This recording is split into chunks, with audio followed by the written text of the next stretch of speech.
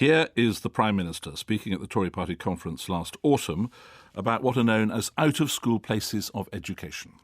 If an institution is teaching children intensively, then whatever its religion, we will, like any other school, make it register so it can be inspected.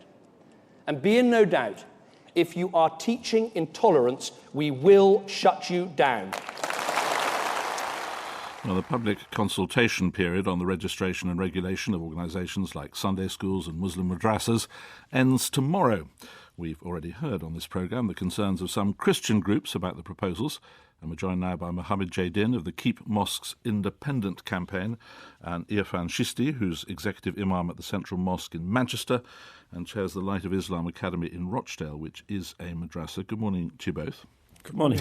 Mohammad Jaydin, I take it from the name of your organisation that you're concerned about these ideas. Absolutely. We really do feel that this type of regulation is entirely unwarranted, unnecessary and disproportionate. I don't think that any of the institutions in the Muslim community, the mosques and madrasas, have been seriously implicated as a sort of places where, as hotbeds of extremism. What are you actually worried about? What are the dangers in your view?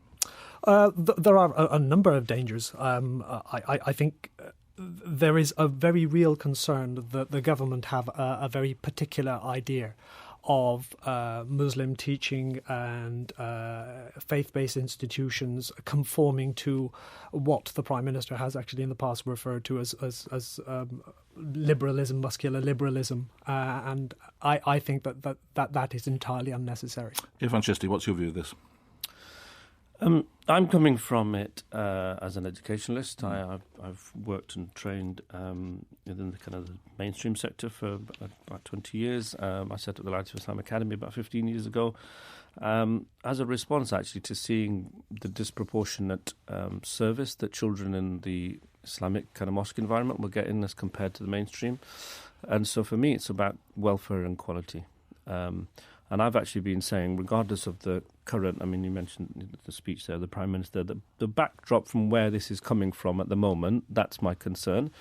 As an issue, do our educational settings out of hours, out of the mainstream, if you like, whether that's the Islamic, the Jewish, the Sikh, the anybody, the music circles. We've heard issues around safeguarding within kind of private music tuition here in Manchester. All of that, for me, this issue is around, for me, fundamental safeguarding. You support the idea of regulation because you think it's a way of guaranteeing that children are properly treated in these kinds of environments? I support it so long as it's if it's executed proportionately across the board. And, I listened carefully to the Prime Minister's statement that he did say that, regardless of your faith background, you will be regulated. I think that's something that's important. Mohammad Jaydin, do you accept that there are issues that need to be addressed there? I think the institutions themselves have extensive safeguarding procedures already in place, not only in terms of what their legal obligations are, but also in terms of the current heightened security climate that we have. So they have extensive DBS checks in place for their staff and volunteers.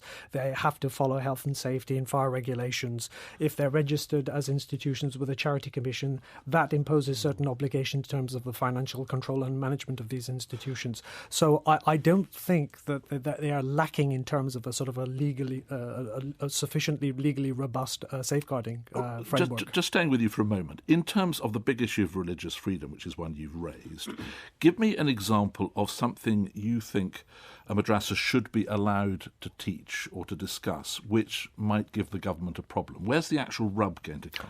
Well, I think there's issues around identity. I know that what do you mean by that? The issues of identity. So how does British Muslim identity fit into the wider British values?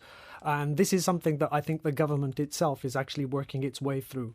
So unless there is some guidance from the government and they're clear about what we mean by British values and what we mean by extremism, to actually proceed to legislation and have a sort of a vetting process for mosques and madrasas is, I think, unwarranted. Irfan Chisti, are you worried about the idea that, whatever your concerns about safeguarding and so forth, that there's a danger in official government people coming into a madrasa and sort of telling you what you can teach?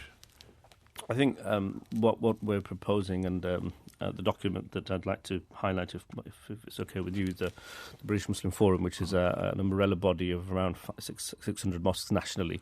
And they put together quite a formal response in readiness for tomorrow's kind of deadline, as it were. And I think, Jay's right about some of our masajid, the madaris, have got some really good structures in place. Others still need improving.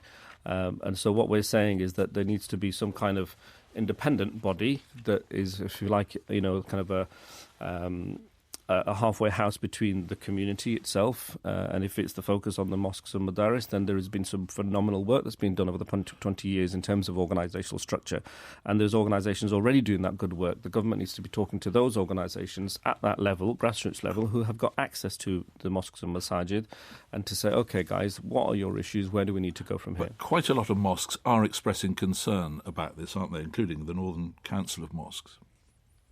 Well, there was this meeting, I think it was just last Thursday, wasn't it? Unfortunately, I wasn't in attendance due to other commitments, but it in a way, I've been banging this mosque madrasa drum for 20 years, and I'm genuinely pleased that people are now talking about it. Well, you're smiling. I am smiling.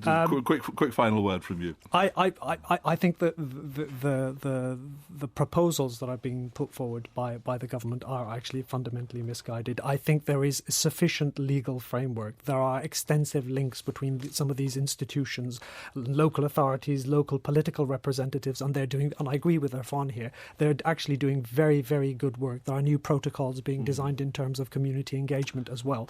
And really, if the government had consulted properly, there wouldn't have been this backlash that we currently have. I'm sure we're going to come back to this subject, but thank you both very much for coming in to talk to us this morning, Mohammad Jaydin and Irfan Shisti.